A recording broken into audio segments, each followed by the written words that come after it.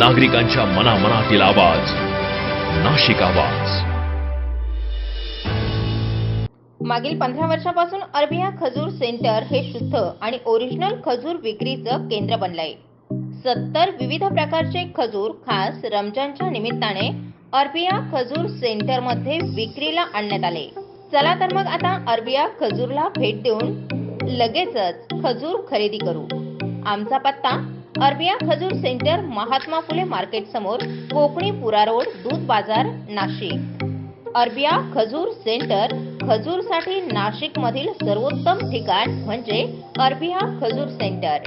चला तर मग आजच भेट देऊ आणि रमजानसाठी लागणारी खजूर आजच खरेदी करू. लकल हम्दु या अल्लाह, अस्सलातु वस्सलामु अलैका या रसूलुल्लाह सल्लल्लाहु तआला अलैहि वसल्लम. मोहतरम नाज़रीन, अस्सलामु अलैकुम व रहमतुल्लाहि व बरकातुहू. आज का हमारा टॉपिक, आज का हमारा दर्स, रोज़ा और दीगर इबादतों में फ़र्क क्या है. जनाब अहमद मुस्तफ़ा सल्लल्लाहु तआला अलैहि वसल्लम के प्यारे दीवानों, अगर हम दीगर इबादत का जायज़ा लें तो ये बात वाज़े हो जाती है कि नमाज, हज व ज़कात वगैरह कुछ करने का नाम इबादत है. मसलन नमाज, क़याम, रुकू, सुजूद वगैरह की अदायगी का नाम नमाज है. हज अल्लाह की रज़ा के लिए तवाफ़ वगैरह करने का नाम इबादत है, हज है. लेकिन रोज़ा खाने पीने और जिमा से बचने का नाम है. आखिर ऐसा क्यों? दर हकीकत अल्लाह ताला अपने बंदों की तरबियत फरमाना चाहता है कि मेरे बंदों, तुम्हारे पास भले ही हलाल खाना, हलाल मशरूबात मौजूद क्यों ना हों, मेरे बंदो तुम्हारे पास हलाल क्यों ना मौजूद हो, हलाल मशरूबात क्यों ना हो, तुम्हारी मनकूहा, तुम्हारी बीवी तुम्हारे लिए, तुम्हारे नज़र के सामने क्यों ना हो, फिर भी माह रमज़ान में मेरी खुशी की खातिर इन चीज़ों से सुबह सादिक से लेकर गुरूब आबताब तक रुके रहो.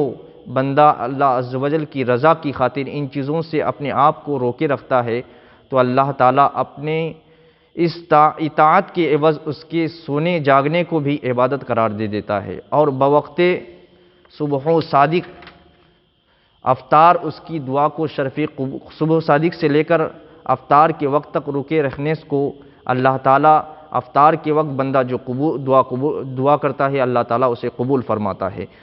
जब एक बंदे की सुबह सादिक से लेकर गुरूब आफ्ताब तक हलाल खाने से रुके रखने की इबादत बन जाती है तो वही बंदा माह रमज़ान के गुज़र जाने के बाद जब हलाल और हराम पीने की तरफ, हराम खाने की तरफ, गैर औरतों की तरफ अपनी तबीयत को माहिल नहीं करता, बल्कि रमज़ानुल मुबारक की तरबियत उसे याद दिलाती है कि अल्लाह ताला जैसे हमें रमज़ान में देख रहा था, बाद रमज़ान के गुज़र जाने के बाद भी अल्लाह हमें देख रहा है. क्योंकि हराम दर हकीकत हराम ही है, चाहे रमज़ान हो या बाद रमज़ान हो.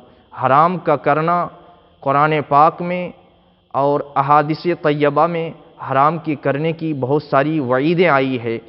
जो बंदा माह रमज़ान में अल्लाह की रज़ा के खातिर, अल्लाह की खुशनुदी के खातिर अपने आप को माह रमज़ान में रोके रखता है, हराम कारियों से रुक जाता है, हराम बातों से रुक जाता है, किसी को गाली नहीं देता, किसी की बुराई नहीं करता, किसी की ग़ीबत नहीं करता, अल्लाह तबारक व तआला ऐसे बंदे पर ऐसा इनाम व इकराम फरमाता है कि बंदा उसको सोच भी नहीं सकता.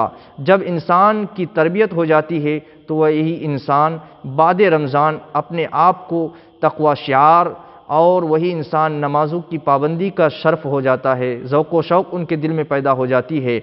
और जब इंसान सही माने में अपने आप को रोज़े में ढाल देता है, जिस तरीके से कुरान ने कहा है कि अलैकुम या अय्युहल्लज़ीना आमनू कुतिबा अलैकुम सियामा कमा कुतिबा अलल्लज़ीना मिन क़ब्लिकुम लअल्लकुम तत्तकून. ऐ ईमान वालो, तुम पर रोज़े फ़र्ज़ किए गए जैसा कि तुमसे अगले पर फ़र्ज़ किए गए थे, इस उम्मीद पर कि तुम परहेज़गार बन जाओ.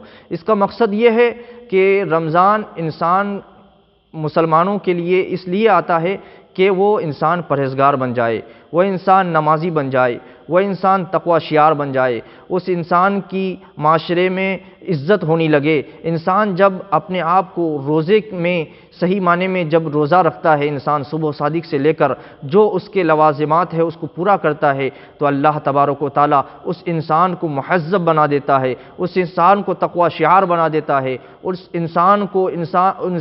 انسان کو اللہ تبارک و تعالیٰ پاکیزہ اور مطہر بنا دیتا ہے۔ اس انسان کی بات اپنے سماج میں جو ہے اتنی معتبر ہو جاتی ہے کہ اس انسان کو لوگ سلام کرتے ہیں، اس انسان کی قدر کرتے ہیں۔ اللہ تبارک و تعالیٰ کے پیارے دیوانوں اور اسلام کے مقدس شہزادوں، رمضان ہمیں ایک درس دیتا ہے کہ جس طریقے سے انسان رمضان میں اپنے آپ کو فضول باتوں سے بچائے رکھتا ہے، اسی طریقے سے غیر رمضان بھی اپنے آپ کو فضول باتوں سے بچائے رکھے۔ آج خاص طور پر یہ ہمیں دیکھا جا رہا ہے کہ آج ہمارے معاشرے میں رمضان جیسا عظیم مہینہ ہمارے اندر موجود ہے، پھر بھی ہم اس کی قدر اور اس کی نافرمانی کرتے ہیں۔ مثال کے طور پر میں آپ کو بتاتے چلوں، آپ ہمارے یہ محلے کے نوجوان، ہمارے سوسائٹی کے نوجوان، ہمارے معاشرے کے نوجوان آج رمضان کسے کہتے ہیں؟ رمضان صرف اس چیز کا نام ہے کہ ہم نے سحری کھا لی اور فجر بستر میں ہماری جو ہے ہو جائے، اور ہم ظہر کی نماز ہماری بستر میں ہو رہی ہے، عصر کی نماز ہماری جو ہے شاپنگ میں گزر رہی ہے۔ میرے بزرگوں اور میرے عزیز دوستوں اور میرے نوجوان ساتھیوں ہو، رمضان اس کا نام نہیں، روزہ اس چیز کا نام نہیں، بلکہ روزہ تو اس چیز کا نام ہے۔ روزہ تو اسے کہا جاتا ہے کہ در حقیقت صبح و صادق سے لے کر اور غروب آفتاب تک اپنے آپ کو شریعت مطہرہ کی پابندی سے، شریعت مطہرہ نے جو ہمیں کام کرنے کا حکم دیا ہے اس طریقے سے ہم اپنی زندگی کو گزاریں۔